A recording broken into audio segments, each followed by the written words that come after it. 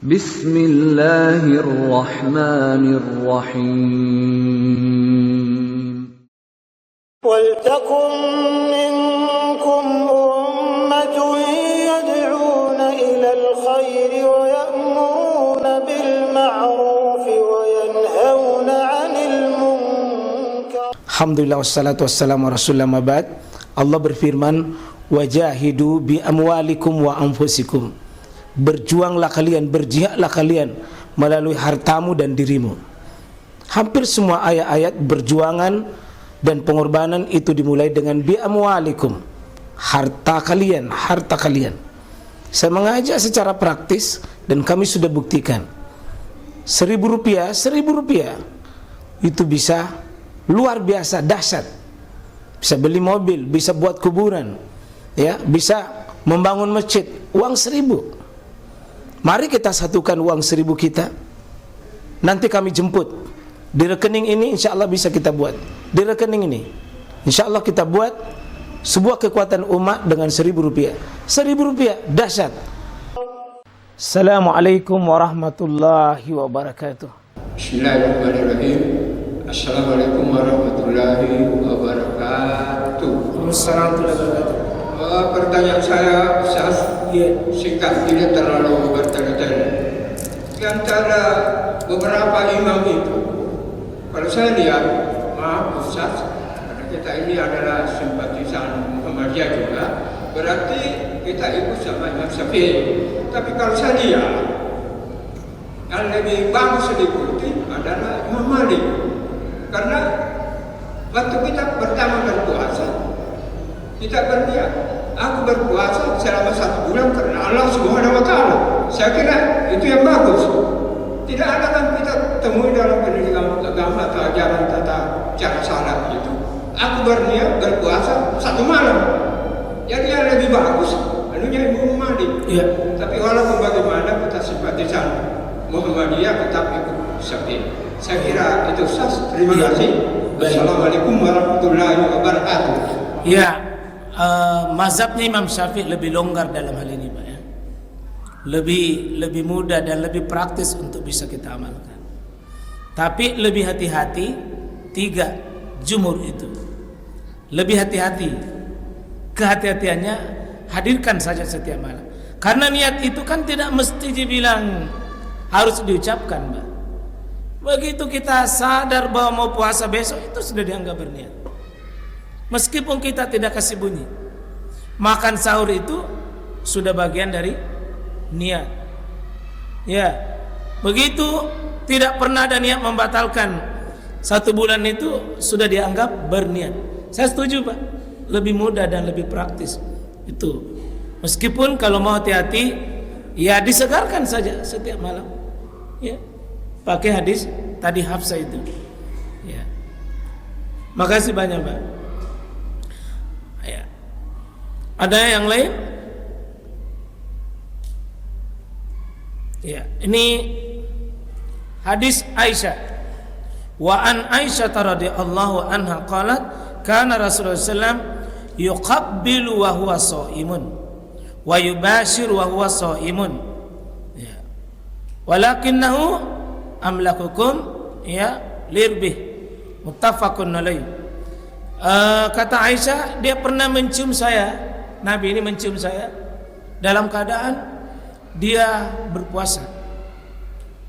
Jadi dia mencium saya dalam keadaan berpuasa. Jadi mencium istri itu tidak apa-apa. Tidak apa-apa. Yang penting istri tadi, yang istrinya orang. Ya. Yang penting jangan melanjutkan itu. Jangan melanjutkan. Sama orang berkumur-kumur. Berkumur-kumur tidak apa-apa. Sama dengan orang berenang menyelam air, boleh. Selama tidak isap-isap. Kumur-kumur menyelam tidak apa-apa. Ya, yang dilarang kalau banyak air masuk di kumur-kumur tapi sedikit keluar. Itu berarti dicurigai kemana itu airnya. Jadi mencium bukan menciumnya yang membatalkan. bukan menciumnya batalkan. Ya. Dan beliau mencumbui saya dalam keadaan beliau berpuasa. Artinya cuma begini, Nabi itu walakinnahu amlakukum lirbi. Nabi itu paling kuat menahan, Pak. Paling kuat menahan. Yang pengantin baru ini kalau dipahami ini, pengantin baru jangan maki. Jangan. Pengantin tua bisa. Kalau pengantin baru khawatirnya tidak bisa. Tidak bisa dia menundukkan dirinya. Ya, pengantin baru lebih baik jangan. Ya, cuma pernah saya begini, saya diprotes sama orang tua, jangan kepandangin tembos. Tua-tua begini tapi semangatnya masih baru. Kalau begitu jangan juga. Ya, jangan juga. Ya. Ya. Berikut wa an Ibnu Abbas radhiyallahu anhuma anna Nabi sallallahu alaihi wasallam ihtajama wa huwa muhrim. Ya, wahtajama wa huwa shaimun. Jadi ini dari hadis Ibnu Abbas ya, bahwa Nabi SAW itu berbekam sementara dia dalam keadaan ihram. Dia pergi ihram, dia pakaian ihram. Kemudian wahtajama wa huwa shaim. Dia berbekam sementara berpuasa. Jadi boleh bekam pada saat puasa. Yang penting tidak membuat darah itu loyo ya, tidak membuat, tidak ada efek apa-apa. Ya. Terakhir, ya ini masih berbekam bahwa atara ala rajulin ya bil qi'i wa huwa yahtajimu fi Ramadan wa qala aftar ya al-hajim. Memang ada sebagian mengatakan bahwa ini satu riwayat. Kalau di atas tidak apa-apa Nabi, tapi ini ada juga bahwa Nabi SAW mendatangi seorang laki-laki itu dan dia dalam keadaan keluarkan darah itu ya hijama ya berbekam, maka berbukalah kalian.